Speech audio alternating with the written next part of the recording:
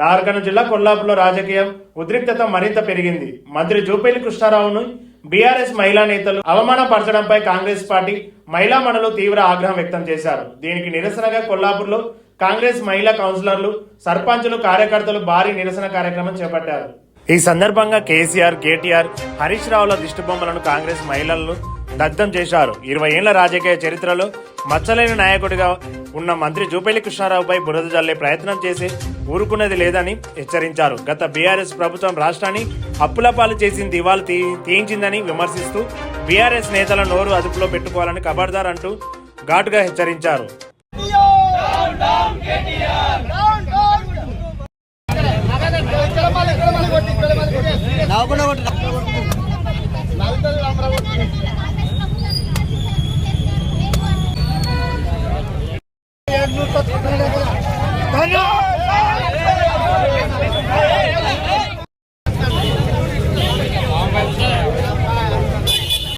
కాంగ్రెస్ పాలన ఎంతగానో అభివృద్ధి పొందుతున్నటువంటి వాటిని చూడలేక మనకు ఆపోజిషన్ వాళ్ళు మన మంత్రి సార్ గారి మీద ఎలా బురద జల్లాలి, ఈ యొక్క వీళ్ళని ఎలా కించపరచాలనే ఉద్దేశంతో డబ్బులు పెట్టి మరి ఆడవారితోని చెప్పులతో కొట్టేయడం ఇది చాలా విరుద్ధమైన పని, సిగ్గుచేటు.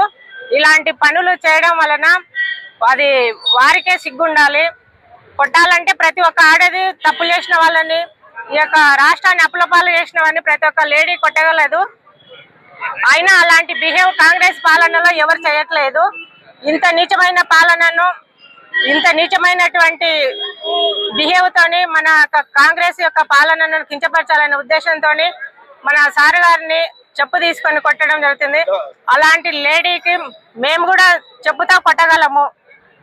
మన రాష్ట్రాన్ని అప్పులపాలు చేసింది కాక మళ్ళీ పైనుంచి కూడా మన జూపల్లి సార్ను కించపరచడం ఇది చాలా అవమానకరము. ఇలాంటి వారిని మేము ఖండిస్తున్నాము. జై జూపల్లి. కల్వకుంట్ల కేటీ తారక రామారావు గారు మాట్లాడినటువంటి ఒక అంశం మీద మన ప్రియతమ నేత జూపల్లి కృష్ణారావు గారు ఈ రాష్ట్రంలో జరుగుతున్నటువంటి అప్పుల మీద చర్చకు రావాలని కేటీఆర్ కు, కేసీఆర్ కు సవాల్ ఇవ్వడం జరిగింది.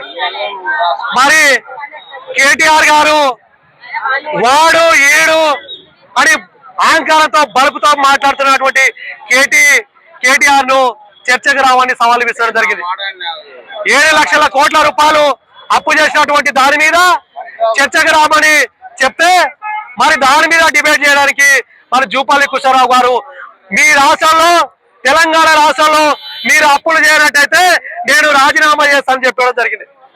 మరి నిజంగా అడుగుతున్నాం, ఈరోజు కొల్లాపూర్ వేదిక ద్వారా అడుగుతున్నాం, కేసీఆర్ అడుగుతున్నాం, కేటీఆర్ అడుగుతున్నాం, హరీష్ రావుని అడుగుతున్నాం. అయ్యా, మిగులు బడ్జెట్ ఉన్నటువంటి తెలంగాణ రాష్ట్రంలో 8 లక్షల కోట్లు అప్పు చేసింది నిజమా కాదనేది ఈ తెలంగాణ రాష్ట్ర ప్రజలకు చెప్పాల్సినటువంటి అవసరం ఉంది. అట్లా చేస్తూ ఈరోజు కాళేశ్వరం మీద లక్షల కోట్ల రూపాయలు దోపిడీ చేస్తూ, మన మిషన్ భగీరథ మీద దోపిడీ చేస్తూ 1000 కోట్ల రూపాయలు కేసీఆర్ ఫ్యామిలీకి ఎట్లొచ్చిందని మరి జూపల్లి కృష్ణారావు అడగడం జరిగింది. మరి పెద్దల సభకు మీరు ఎన్నుకున్నటువంటి మీ కొడుకు లేకపోతే మీ అల్లుడైనటువంటి సంతోష్ రావును రాజ్యసభకు ఎన్నుకోవడం జరిగింది. మరి ఎవరైనా మేధావులకు మరి రాజ్యసభ సీట్ ఇస్తారు, మీరెవరికి ఇచ్చినాయా? తాగుడ పెగ్గు పోసేటువంటి సంతోష్ రావుకు మీరు రాజ్యసభ సీట్ ఇచ్చినని జూపల్లి కృష్ణారావు గారు అడగడం జరిగింది. నిజంగా అడుగుతున్నాం, ఈరోజు తెలంగాణలో ఉన్నటువంటి ప్రతి ఒక్కరికి తెలుసు, ఎన్నో లక్షల కోట్లు, 8 లక్షల కోట్లు అప్పు చేస్తే దానికి నెల 6,500 కోట్ల రూపాయలు అప్పు కడుతున్నాం. అది నిజం కాదా? దానికి నువ్వు కరెక్ట్ కాదా? ఈ చిల్లర మాటలకు సమాధానాలు చెప్పలేక మీ చిల్లర మాటలకు కప్పిపుచ్చుకోవడానికి మరి ఎన్ని అబద్ధాలు అయ్యారు కేసీఆర్ గారు, కేటీఆర్ గారు, హరీష్ రావు అని అడుగుతున్నా. దళిత ముఖ్యమంత్రి చేస్తున్నారు, చేయలేదు. డబుల్ బెడ్రూమ్ ఇస్తారు, అల్లుడు వస్తే ఎలా పడుకుంటా అని చెప్పి అబద్ధాలు చెప్పిండ్రు. ఇక్కడ ఉడక డబ్బులు పక్క చెప్పండి. ఆయనను మరి ఎంతమంది అబద్ధాల మీద చర్చ జరగలేదు. మరి ఈ రోజు జూపల్లి కృష్ణారావు గారు అప్పుల మీద చర్చ చేస్తున్నాడు, మరి ఇళ్ల మీద చర్చ చేస్తున్నాడు. మీ అయ్యకు, మీ సంతోష్ రావుకు పెగ్గు వేస్తానికి ఎందుకు రాజ్యసభ సీట్ ఇచ్చినని చర్చ చేస్తున్నాడు. మరి ఇదంతా వాస్తవం కాదని అడుగుతున్నాం. దానికి సమాధానం చెప్పలేకుండా కొంతమంది మహిళా తల్లుల్ని పంపించి అవమానకరంగా చెప్పులతో కొట్టించడం జరుగుతుంది. కొల్లాపూర్ పట్టణంలో మహిళలు నిస్వార్థంగా ఒక మంచి మనిషి మీద ఫోటో మీద చెప్పులతో చేసినటువంటి దాడిని తీవ్రంగా ఖండిస్తూ ఈ రోజు మహిళలు రోడ్డు మీదకి వచ్చి హరీష్ రావు, కేటీఆర్ మరి వాళ్ళ అధినాయక నేత అయినటువంటి కేసీఆర్ గారిని అదే చెప్పులతో ఇవాళ దేహశుద్ధి చేసిండ్రు. ఇది మొత్తం సమాజంలో మీరు ఏ చర్య తీసుకుంటే రెట్టింపైన చర్య తీసుకోవడానికి ఇక్కడ కాంగ్రెస్ కార్యకర్తలు సిద్ధంగా ఉన్నారని మేము టీఆర్ఎస్ కు మేము చెప్తా ఉన్నాం. జూపల్లి కృష్ణారావు గారు చేసినటువంటి ఆరోపణ ఏంటిది? ఈ రాష్ట్రాన్ని అప్పుల పాలు చేసిండ్రు. 2014 రాష్ట్రాన్ని ఇస్తున్నప్పుడు రాష్ట్రం వచ్చినప్పుడు 67,000 కోట్ల రూపాయల మిగులు రాష్ట్రాన్ని 80 లక్షల కోట్ల రూపాయల అప్పుల పాలు చేసిండ్రు. ఈ విధంగా చేసినప్పుడు రాష్ట్రం అభివృద్ధి కుంటుపడిందని చెప్పి ఈ అప్పులు చేసేది కరెక్ట్ కాదా, ఈ అప్పులు తిరిగి కట్టాల్సినది ప్రజలే కదా అని మాట్లాడితే ఇవాళ అనవసరమైనటువంటి రద్దాంతాన్ని చేశారు. అయ్యా హరీష్ రావు, నువ్వే ఆర్థిక శాఖకు ఉన్నావు, ఆర్థిక శాఖ అధినేతగా ఉన్నావు. మొత్తం ఆ బేసారాన్ని మొత్తం ఖాళీ చేసి చిప్పలు ఇచ్చిపోయినావు. సిగ్గు లేకుండా మళ్ళీ వీధికి వచ్చినావు. రవిడిజన్ చేస్తా ఉన్నావు. రవిడిజన్ చేస్తే తెలంగాణలో కాంగ్రెస్ కార్యకర్తలు ఎవరు భయపడే పరిస్థితి లేదు. మీకు అధికారం కల్లా ఈ డ్రామాలన్నీ ఆపి నిజాలు ఒప్పియండి. మీరే వైట్ పేపర్ రిలీజ్ చేయండి. మీరున్నప్పుడు ఎంత అప్పయింది, ఎంత అప్పులు చేసిండ్రు, అది ప్రజల మీద ఏ విధంగా మోపిందన్న విషయాన్ని, ఎంత నిల్వ ఉన్నదన్న సంగతి చెప్పాల్సింది పోయి ఇవాళ రవిడిజన్ చేస్తే మీ రవిడిజానికి ఎవరు భయపడరు అనేది ఈ సందర్భంగా గుర్తు చేస్తా ఉన్నాం. జరిగినటువంటి కార్యక్రమం యొక్క ముఖ్య ఉద్దేశం ఏంటంటే, ఈ యొక్క ఉమ్మడి రాష్ట్రంలో ఉన్నప్పుడు తెలంగాణ రాష్ట్రం అణిచివేయబడ్డది, తెలంగాణ ప్రజలు అణిచివేయబడ్డారు. ఒక సిద్ధాంతం కోసం, ఒక రాష్ట్రం కోసం పోరాటం చేస్తున్నామని చెప్పేసి చెప్పినటువంటి పెద్దలు కేసీఆర్ గారు ఈరోజు అధికారంలోకి వచ్చిన తర్వాత 10 సంవత్సరాలు చేసినటువంటి అవినీతి గురించి జూపల్లి కృష్ణారావు గారు ప్రశ్నిస్తే దానిపైన వాళ్ళు ప్రశ్నించినటువంటి వాటికి సమాధానాలు చెప్పకుండా ఇతర అంశాలను తీసుకొచ్చి వారిపై మహిళలతో అసభ్య ప్రవర్తన చేయించడం, దానికి అమానుషంగా ఖండిస్తూ ఈ రోజు కొల్లాపూర్ లో మహిళా సోదరులతో కాంగ్రెస్ పార్టీ ఆధ్వర్యంలో నిరసన కార్యక్రమం జరిగింది. ఈ రోజు ఈ యొక్క ఉమ్మడి పాలమూరు జిల్లాలో చూస్తే తెలంగాణ టిఆర్ఎస్ పార్టీ అనేది కూడా లేనటువంటి పరిస్థితుల్లో ఆ రోజుల్లో ఉస్మానియా యూనివర్సిటీ వేదికగా ఏదైతే అమరుల సాక్షిగా జూపల్లి కృష్ణారావు గారు ప్రమాణం చేశారో, తెలంగాణ రాష్ట్రం కోసం నా మంత్రి పదవిని కూడా గడ్డి పూసతో సైతం లెక్క చేయకుండా త్యాగం చేస్తా అని చెప్పడం జరిగిందో, ఆ రోజు ఏదైతే చెప్పారో దానికి అనుగుణంగా మన రాష్ట్ర మంత్రివర్యులు జూపల్లి కృష్ణారావు గారు తెలంగాణ రాష్ట్రంలో ఉన్నటువంటి మంత్రి పదవికి త్యాగం చేసి ప్రజా అభియాన్ పాదయాత్ర పేరుతో ఉమ్మడి పాలమూరు జిల్లాలోనే ప్రజలను చైతన్యపరుస్తూ తెలంగాణ ఆవశ్యకత ఎందుకు, తెలంగాణ రాష్ట్రం ఎందుకు రావాలని చెప్పేసి తెలియజేసుకుంటూ వచ్చినటువంటి గొప్ప నాయకుడు జూపల్లి కృష్ణారావు గారు. అది మరచి ఈ రోజు అసలుకు ఉమ్మడి పాలమూరు జిల్లాలో తెలంగాణ అనే నాడునే లేకున్నది.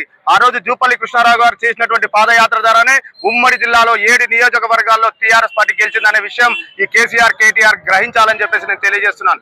దాని తదనంతరం జరిగినటువంటి ఎన్నికల్లో ఈ యొక్క ఉమ్మడి పాలమూరు జిల్లాలో 12 స్థానాలు కూడా గెలిపించడంలో కీలక పాత్ర పోషించినటువంటి ఏకైక వ్యక్తి జూపల్లి కృష్ణారావు గారు అని చెప్పేసి తెలియజేస్తున్నారు.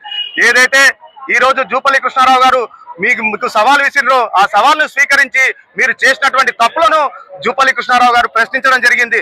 కొన్ని 70,000 కోట్ల రూపాయలు అప్పులు చేశారని చెప్పేసి నిరూపించుతూ ఆధారాలతో సహా వస్తే దానిపైన మీరు మాట్లాడకుండా ఏదో చెలక్తులు మాట్లాడుతున్నారు. ఈ రోజు నిజంగా నీకు గాని నీ అయ్యకు గాని చిత్తశుద్ధి ఉంటే ఫామ్ హౌస్ లో తాగి పండుకున్నాడు కదా, ఆయన లేపుకొని తీసుకొని వచ్చి అసెంబ్లీ సాక్షిగా, అసెంబ్లీ ఉంది, ఎంతో మంది 4.5 కోట్ల ప్రజలు ఆ అసెంబ్లీ సాక్షిగా మిమ్మల్ని ఎన్నుకోవడం జరిగింది. మీరు ఈ రోజు ప్రతిపక్ష హోదాలో ఉన్నారు. నిజం నిరూపించుకోవాల్సినటువంటి బాధ్యత మీ పైన ఉంది. తాగి కేసీఆర్ గారు ఫామ్ హౌస్ లో పండుకోవడం కాదు. నీకు చిత్తశుద్ధి ఉంటే, తెలంగాణ రాష్ట్రం మీద, తెలంగాణ ప్రజల మీద గౌరవం ఉంటే నువ్వు చేసినటువంటి అప్పులు నిజమా కాదా అనేది ఈరోజు తెలియజేయాల్సి వస్తుంది. 3.5 లక్షల కోట్లు అప్పులు చేశామని చెప్తున్నారే, మళ్ళీ అది అప్పు కాదా? ఆ అప్పును అప్పు అని చెప్పి చూపించరా?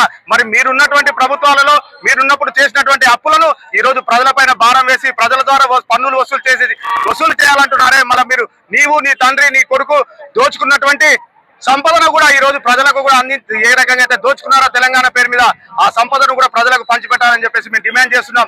నీవు ఈ రోజు చేస్తున్నటువంటి అనుచిత వ్యాఖ్యలకు, మీరు చేస్తున్నటువంటి దాటిని మేమందరం కూడా కాంగ్రెస్ పార్టీ ఆధ్వర్యంలో ముక్త కంఠంతో ఖండిస్తున్నాం. జూపల్లి గారిపై తప్పుడు ఆరోపణలు చేస్తే బిడ్డ కొల్లాపూర్ నియోజకవర్గం నుంచి మహిళలందరూ వచ్చి ఫామ్ హౌస్ లో తాగి పండుకున్న నీ అబ్బను గుంజి కొడతారని చెప్పేసి కూడా నేను చెప్తున్నా.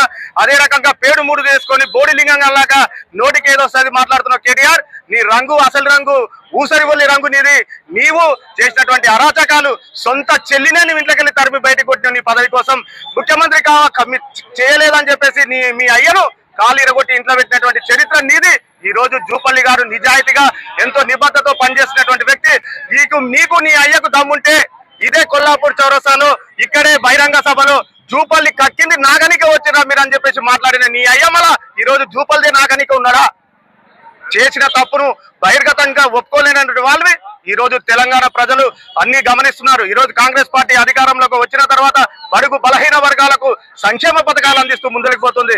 ఈ రోజు రైతు బంధు విషయం గురించి మాట్లాడుతున్నావు. ఏం చేసినా రైతు బంధు అంటే రైతు బంధు చేస్తున్నటువంటి ఘనత కూడా ఈ రోజు కాంగ్రెస్ పార్టీ.